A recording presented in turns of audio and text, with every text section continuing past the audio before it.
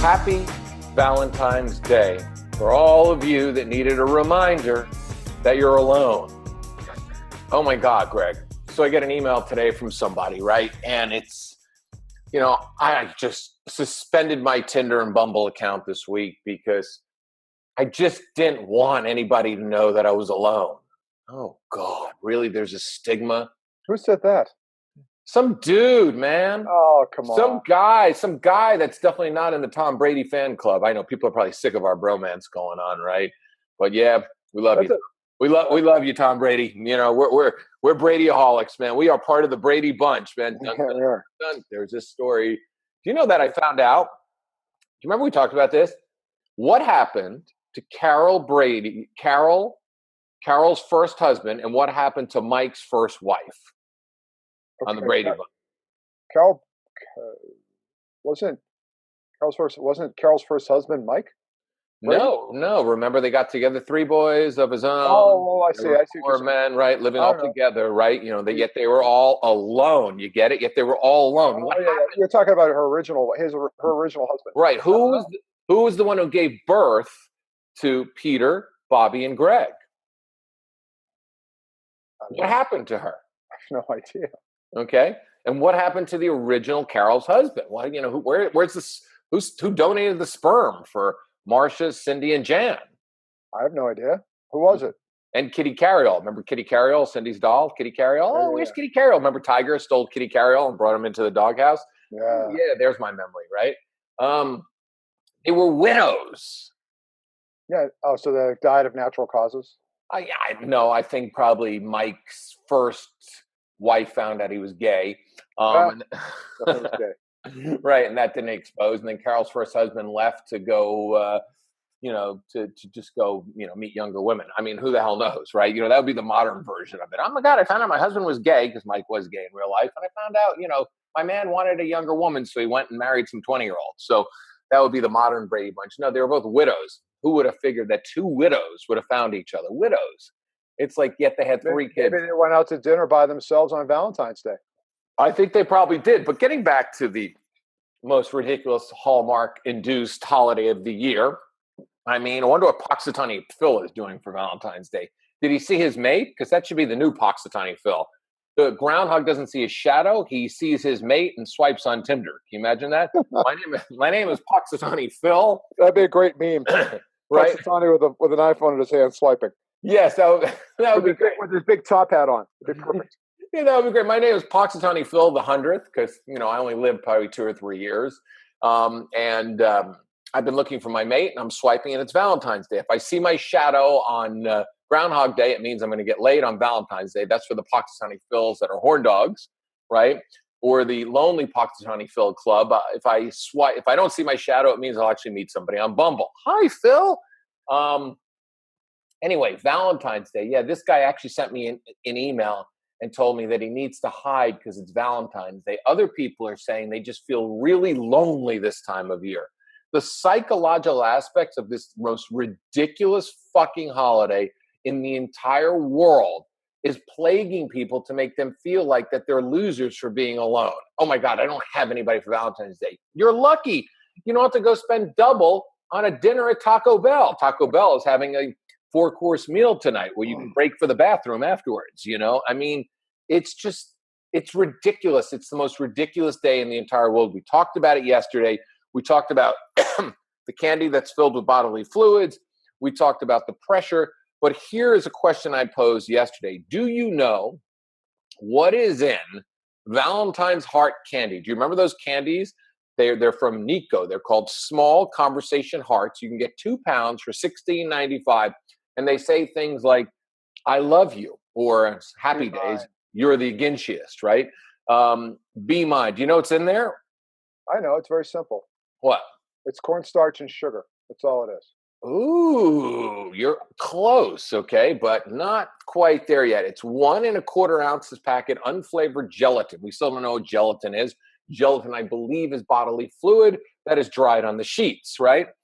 It's got 1 tablespoon light corn syrup, because corn syrup is something that we should all have. It's full of GMO. 1/2 teaspoon of vanilla extract, 1/8 of a teaspoon of salt, and ready for this? two, not one, but two 1 pound boxes, confectionery sugar, about 8 cups plus more for kneading, and assorted food coloring for tinting, because tinting is very important. Then you can have XXO, I Heart You, right? You can have um, Be Mine and J&T, and you can use extruded extracts as a peppermint, strawberry, or almond for flavoring, which is optional because why should you have flavor for eating chalk? But I remember giving those. So let's go back in time because Valentine's Day, I think, is really cute. My daughter wrote me the cutest fucking thing in the entire world that tells me how much she loves me and she'll love me forever. And oh my God, it just broke my heart. She did it at the farmer's market the other day and it was so beautiful. But that was probably my favorite Valentine's Day. I think it's great for kids because you can get them stuffed animals. So let's go. What's your favorite Valentine's Day memory and why?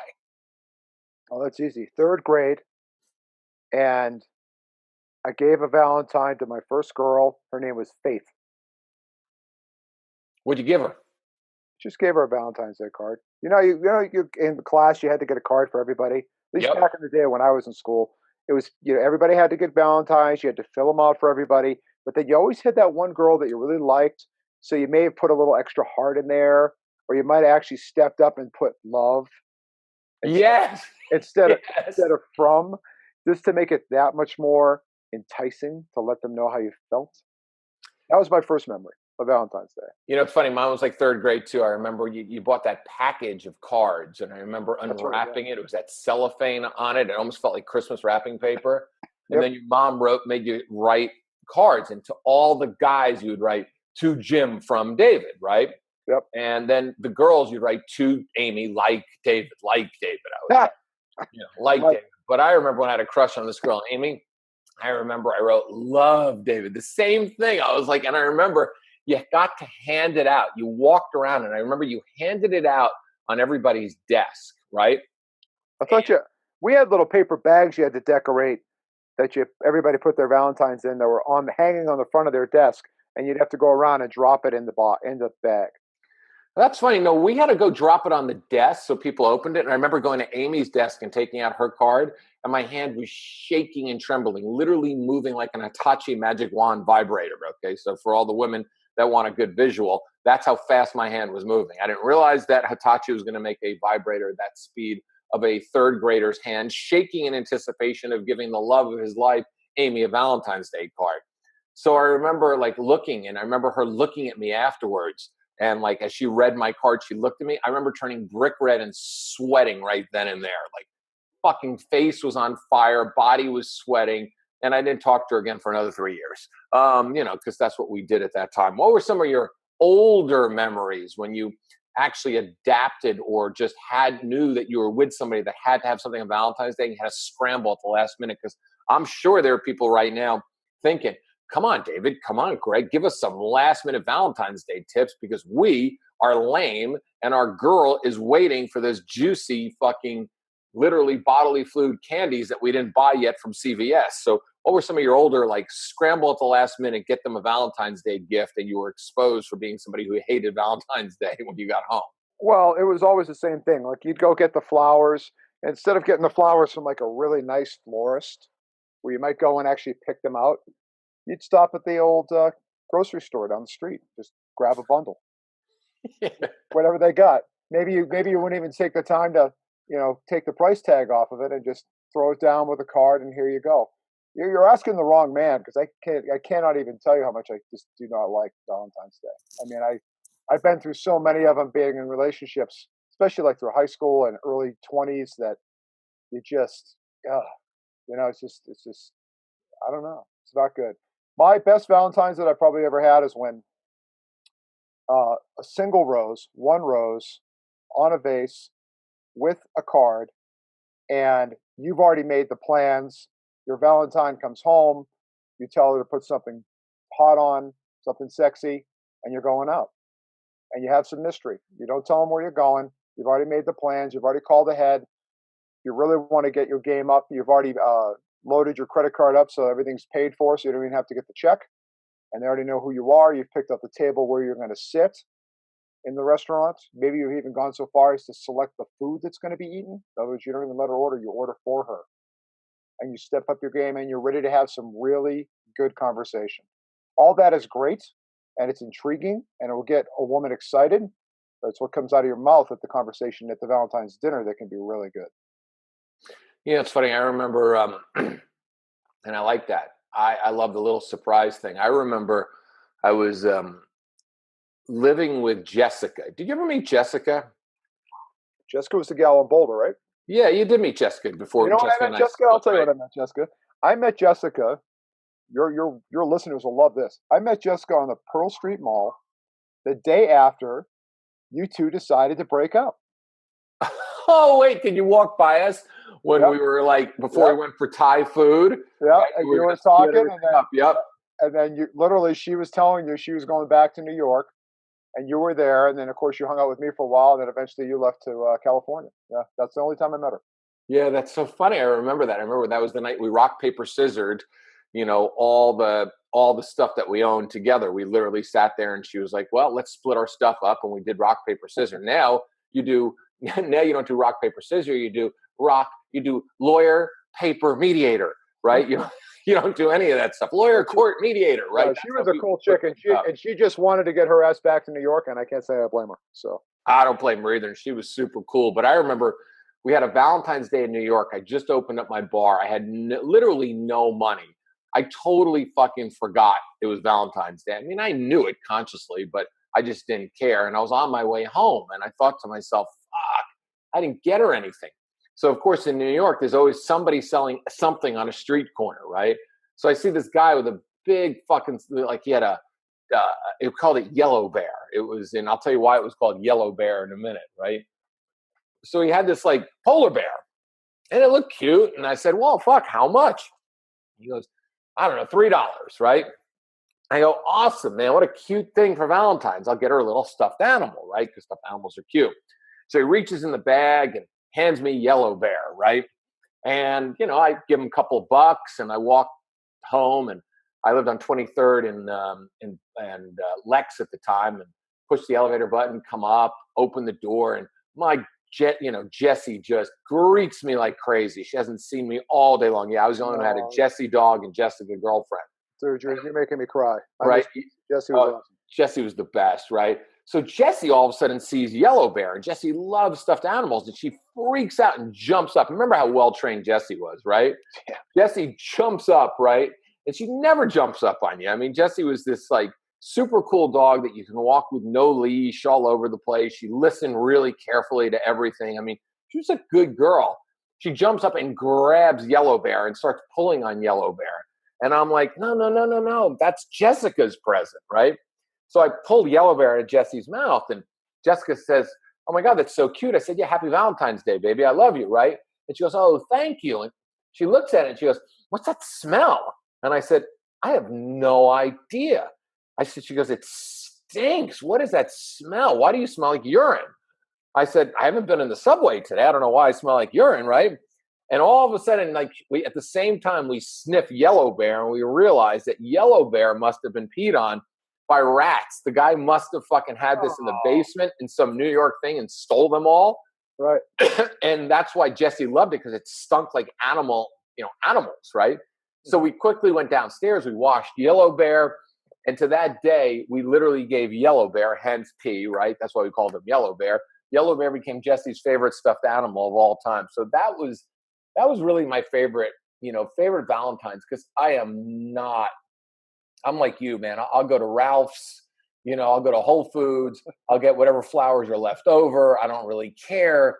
I'm a writer, so I'll write a nice little card, or I'll send a nice little audio recording and so forth. But when it comes down my relationship, I mean, I'm good every single day, man. I don't need to go and prove something on a holiday. I don't need to redeem myself for being an asshole, the rest of the year. And I think that I could win out by like being great on Valentine's Day. It's a bullshit holiday. Well, and the whole planned aspect. I mean, that whole story you just told it was random, just random silliness, and I'm sure that Jessica probably remembers it too. That's the problem I have with Valentine's Day. It's like planned romance, and those two words they don't go together. I mean, I don't think they do, especially in a woman's mind. You know, I mean, well, maybe some women really do like the idea of it's all planned. But again, this spins back to the whole thing we've been talking about, that people run their lives on a plan, that this is the way it's going to be. Valentine's Day is coming. I'm going to get them flowers. I'm going to get them chocolates. I'm going to give them a card, and we're going to go home and have sex. And that's just fucking boring, man. It's boring. And that's why we don't personally care for it, because we like something that's more adventurous and more unique. And I really think that a lot of women, they can say that they love that and they love having that event happen. But I think having some random guy show up in their life and wow and woo them with their mind and their intellect and share interesting thoughts and stories, and maybe go to some restaurant they've never been to randomly out of just pure curiosity, is a lot more exciting and a lot more intriguing to what people are looking for in a relationship. What do you think?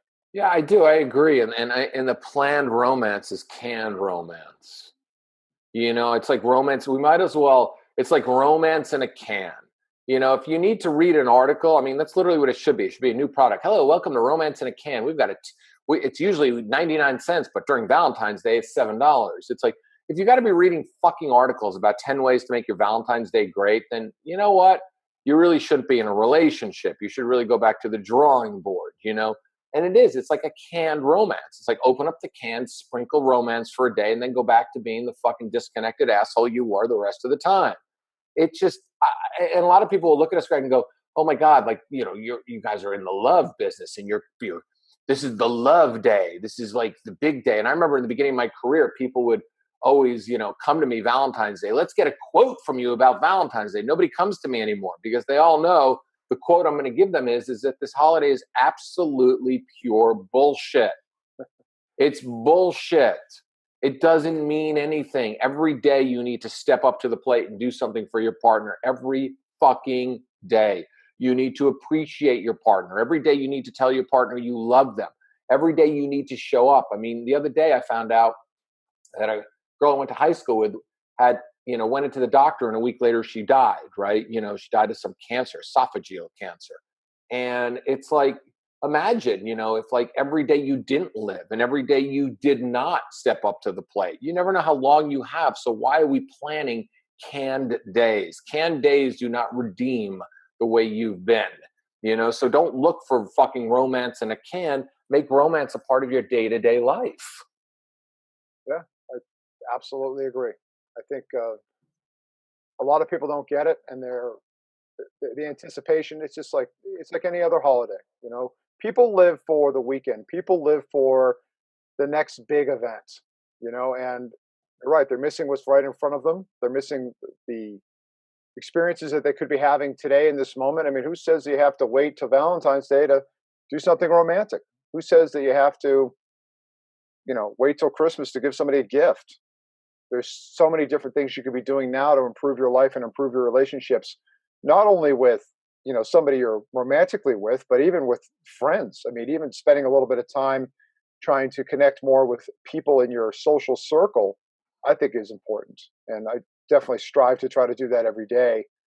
As you know, I went out to brunch this weekend with my friend Jason, who I'm now committed to seeing him at least once a month, just because he's a good guy. We got to spend some time connecting. I'm trying to help him out. So, yeah, there's no reason to live for the canned romance. You need to make your own romance every day. No, can you imagine that? Can you imagine the commercial? Campbell's soup brings you, there's like, you know, the salt, what would it be? Reduced sodium canned romance, you know, then to be chunky soup, you know, for the people that are really mushy, right? There would be like chunky soup, sirloin heart, you know, with cream spinach and other great things. You know, it's just fucking just show up every day for your partner, man. Because if you don't show up every day for your partner, you're not with the right partner. You know, it's you're not, and you know, you're not with the right person. You're not with somebody who you truly love.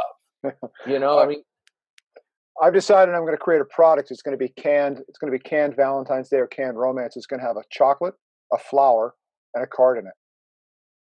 like, you know, let's do that. Let's do that for next year. Like, And you throw that down. You go out to dinner. You stick it down. You go, here you go, baby. Happy Valentine's Day. and you know what? And all of a sudden, all the ingredients come out like a snake that used to come out of a can. Remember those snakes that came out of a can? Sticks. Yeah, they blow out like the fake peanuts. Let's do that. Greg, I tell you, man, we're always looking for new ways to, inspire. Let's do Valentine's Day. And any of you motherfuckers steal it, man. I know you heard it on the podcast. We're copywriting this podcast. So if I see Valentine's Day in a can next year, Greg and I are going to come after you so goddamn hard. We're going to make your life miserable. Unless, of course, you're Tom Brady and you do it because, we still have the Brady bromance going on.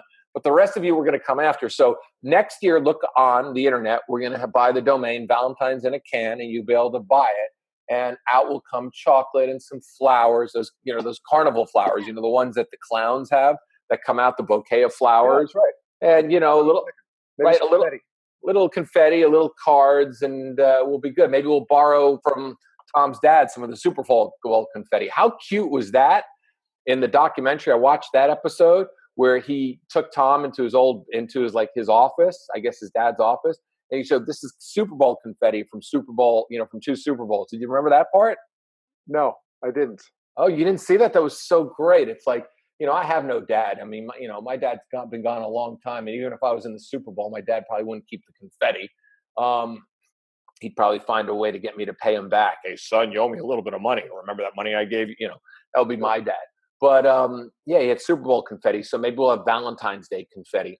Anyway, enjoy the most overrated holiday of the year next to St. Patrick's Day. At least St. Patrick's Day, you get to get drunk and act stupid because it's the beginning of really ridiculous holidays coming up. We got Valentine's Day, we got President's Day. We combined Lincoln and Washington's birthday to one because all of a sudden they became one. I don't understand how. Then we got St. Patrick's Day. Then we got April Fool's Day. Then we have Tax Day. That's the worst fucking day of the year holiday, right? And then we have May Day and Cinco de Mayo. That's when everybody, it's amazing how many people drink on Cinco de Mayo and they drink on Valentine and on St. Patrick's Day, yet they're not Irish or Mexican. But hey, whatever. They're like the Jews. The Jews take over every holiday anyway. Yeah. Well, we got the most important day, the May 30th Gemini Day. And you and I'm committing you right now, we're doing a podcast that day. We are, because Greg and I are the only ones who have ex-wives born on the same day. I mean, there's definitely like friendships that have, weird connections. And we were, literally, we've been friends longer than the May 30th day came in. But when we sat there and fucking figured it out one night, we were laughing so hard. And remember when we were talking about it, the night that we were really laughing about it, the bartender who was super fucking hot that was flirting with us, her birthday was May 30th too. And at that moment, we were like, neither one of us can date her because we've done the May 30th. And we said, give us a check. We're out of here. Yeah, she was hot. She was really hot. Anyway, spread the podcast, spread the love. Don't forget to give somebody a confectionery candy that says you're the best. And please do me a favor, write about the podcast and say it's the best because we need to have more people listening. You can reach Greg and I at davidwygant.com. And the rest of you have a wonderful Valentine's Day.